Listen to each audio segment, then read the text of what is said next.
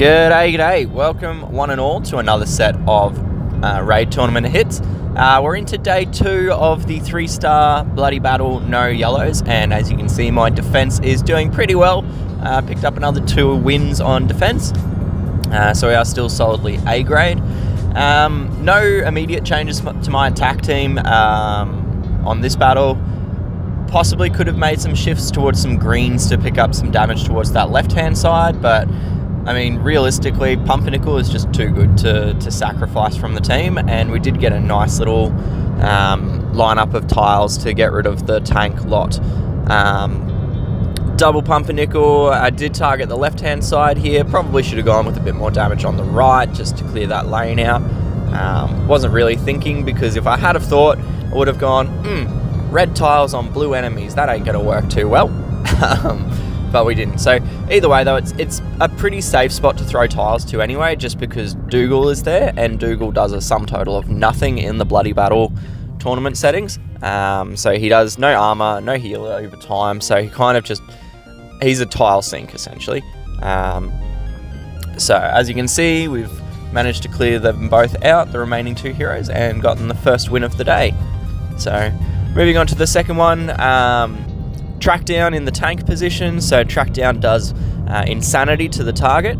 There was a time, a long time back, when he actually used to do insanity to 3 enemies. So he was actually a really great hero once upon a time, and then he copped a bit of a nerfing by SGG.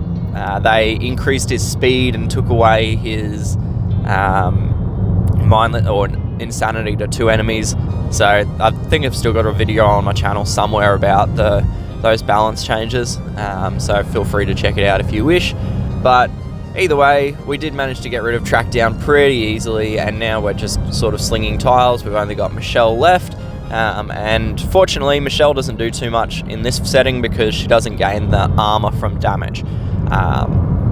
So again, not a complete tile sink because she still does damage, but not hugely effective. So this time around we do have a Nash tank, interesting Page in the wing, Pumpernickel at the right flank. So of these, I'm probably most concerned about Pump in this defense team, so I'm going to avoid putting tiles on him unless they're going to be red tiles, and I will double tap on Nash when I've got it. But I did wait 1 turn. Reason I waited was to get Frag fired.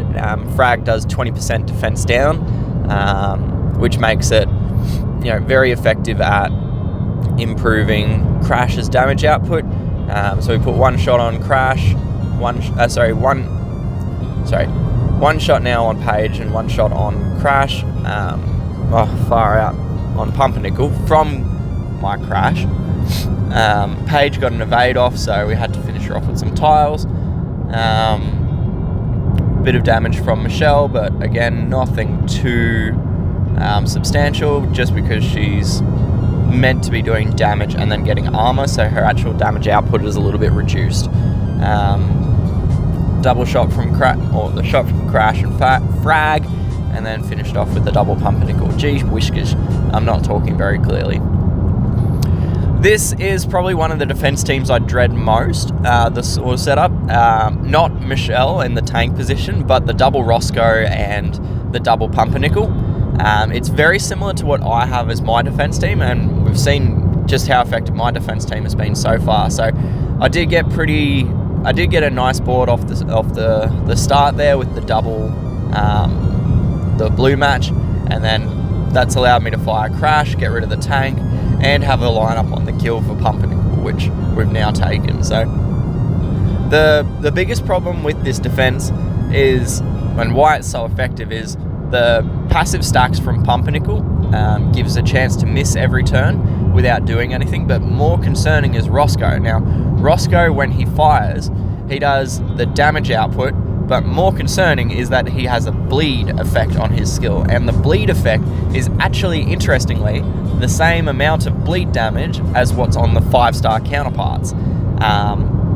So for his Rarity, Roscoe does an absolute insane quantity of bleed damage. Yeah, very, very, very good hero. So I am going to shift up my team a little bit. I toyed with going with the double Victoria, sort of moving away from that just because I don't know exactly how good her damage output is. So instead I'm looking at what I can pair probably with the double Pumpernickel, and I settle on going with the 2 track downs that you can see there. So reason I went with track down was for the insanity. I figure if I can get them charged, I can use charge control on some of the heroes. So that was my thought process anyway. So the reason I was a little more concerned on this one was the double Fiona flanks. Fiona does moderate, reasonable amount of damage, but she's fast.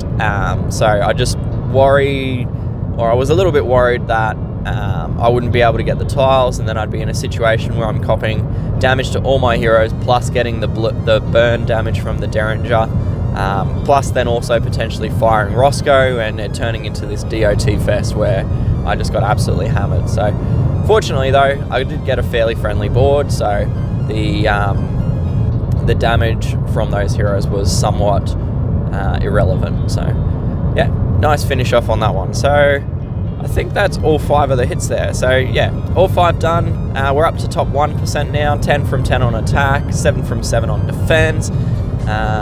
It is a little bit early on, so I do expect to drop to 5% at the moment, but you can see there we're in rank 96. So yeah, that's pretty much all I got for today. Thanks once again for joining me, and good luck with your own tournament battles. Cheers, bye.